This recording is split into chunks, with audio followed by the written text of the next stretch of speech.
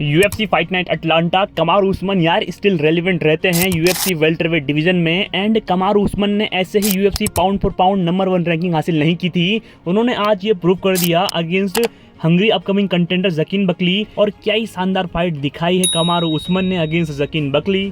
Round two round की बात करें तो कमारू उस्मान ने राउंड 4 तक कंप्लीटली डोमिनेंस दिखाई अगेंस्ट जकीन बकली। एंड जकीन बकली को बिल्कुल भी समझ नहीं आ रहा था कि कमारू उस्मान इतने इफेक्टिव एंड परफेक्ट टेकडाउन कैसे शूट कर पा रहे हैं, जिन्हें कि जकीन बकली बिल्कुल भी ब्लॉक नहीं कर पा रहे थे। राउंड फर्स्ट की बात करें तो राउंड फर्स्ट में जैसे ही जकीन बकली अपने स्ट्राइक्स लैंड करने वाले थे कमारू उस्मान से, कमारू उस्मान ने एकदम से ही लेवल चेंज कर दिया एंड एकदम से टेकडाउन शूट करके पूरे राउंड में ही जकीन बकली को ग्राउंड पे डोमिनेट किया।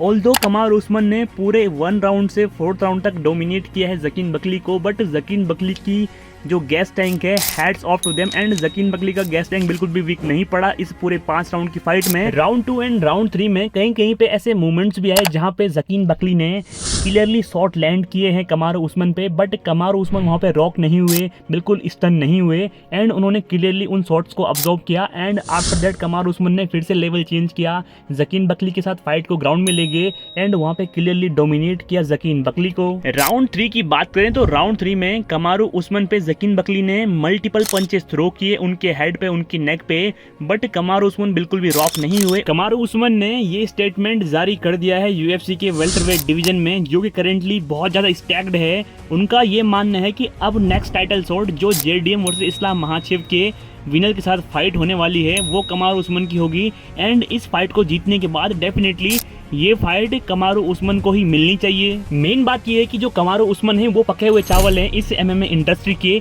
एंड आपने फाइट में ये चीज नोटिस भी की होगी कि जब कमारू उस्मान अपने टेक डाउन शूट कर रहे थे जकीन बकली पे, तो जकीन बकली इतने नजदीक भी नहीं थे कि टेक डाउन शूट हो पाए, बट कमारू उस्मान की टाइमिंग इतनी परफेक्ट थी कि जकीन बकली टेक डाउन हो जा रहे थे। एंड उसके बाद जकीन बकली के पास इन टेक डाउन अटेम्प्ट्स का बिल्कुल भी कोई जवाब नहीं था। यूएफसी में करंटली वेल्टरवेट डिवीजन एकमात्र ऐसा डिवीजन बच चुका है जिसमें बहुत ज्यादा स्टैग्नेंस आ चुकी है। इस्लाम महाचेव करंटली लाइटवेट डिवीजन को लीव कर चुके हैं एंड वो पहुंच चुके हैं भाई वेल्टरवेट डिवीजन में। एक उनको टाइटल शॉट चाहिए अगेंस्ट जेडीएम। अब कमारू उस्मान की बात चल रही है कि जो जेडीएम एंड इस्लाम महाचेव में से जो भी फाइट का विनर होगा उसके साथ कमारू उस्मान को टाइटल शॉट चाहिए। वेल्टरवेट डिवीजन इतना स्टैक्ड हो चुका है कि टाइटल शॉट के लिए बहुत सारे फाइटर लाइन में लगे हैं, just like Sean Brady, Ian Machado Garry and Kamaru Usman तो है ही, इस्लाम महाचेव तो है ही, जो माइकल मोरेलेस हैं वो भी, एंड शफकत राखमनव ने तो क्या ही बिगाड़ा है फिर वेल्टरवेट डिवीजन में, वो तो टाइटल शॉट पाते पाते इंजरी के कारण चूक गए हैं। कुल मिला के बात ये है कि यूएफसी का वेल्टरवेट डिवीजन इस टाइम पे टाइटल शॉट पाने के लिए लगभग बेताब है एंड बहुत सारे फाइटर्स को सिर्फ टाइटल शॉट चाहिए। अब ये देखना होगा कि जो यूएफसी में फाइट बनाते हैं हंटर कैम्बल या फिर डेना वाइट, वो किस प्रकार से यूएफसी की फाइट्स को सेट कर पाते हैं। बट गाइज मैं कमारू उस्मान के लिए बहुत हैप्पी हूँ बिकॉज कमारू उस्मान को किसी भी प्रिडिक्शन करने वाले भाई ने, जो कि यूएफसी पे वीडियो बनाते हैं हिंदी में, उन्होंने पिक नहीं किया था। एंड जो बैटिंग ऑड्स थे वो भी कुछ इस प्रकार से निकल के आए थे कि हैवी फेवरेट थे जकीन बकली इस फाइट में एंड अंडरडॉग थे कमारू उस्मान। बट कमारू उस्मान की पूरी लेगेसी दांव पे थी,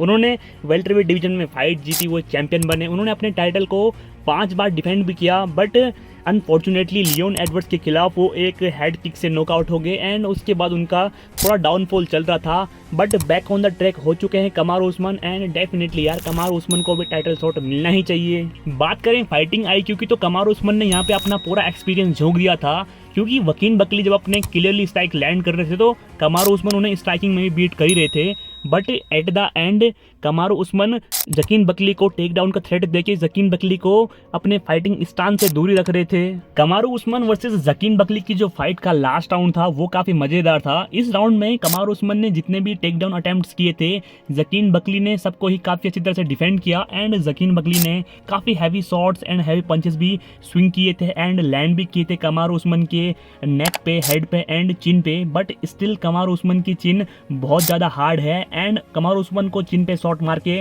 रॉक करना इतना भी आसान नहीं है। अगर बात करें फ्यूचर में पॉसिबल वेल्टरवेट डिवीजन के मैचअप्स की तो मुझे लगता है कि यार कमारू उस्मान को इस्लाम महाचे वर्सेस जेडीएम की जो फाइट का विनर होगा उसके साथ एक टाइटल शॉट मिलना चाहिए। जो कार्लोस प्रेटस एंड इयन मचादो गेरी वाली फाइट होगी इन फ्यूचर अगर यूएफसी बनाना चाहे तो उनकी फाइट होनी चाहिए। एंड उसके बाद बिलाल मोहम्मद की फाइट एक बार फिर से शॉन ब्रेडी के साथ होनी चाहिए, बिकॉज बिलाल मोहम्मद ने एक बार शॉन ब्रेडी को बहुत ही बुरी तरह से ब्रूटलाइज किया था। तो आई थिंक इन फाइट्स के बारे में यूएफसी को सोचना चाहिए and Kamaru Usman definitely deserve करते हैं टाइटल शॉट। आपकी क्या राय है कमेंट सेक्शन में लिख के जरूर बताएं एंड मिलते हैं यूएफसी एंड कॉमेडी स्पोर्ट्स से किसी नई वीडियो में। जय हिंद जय भारत।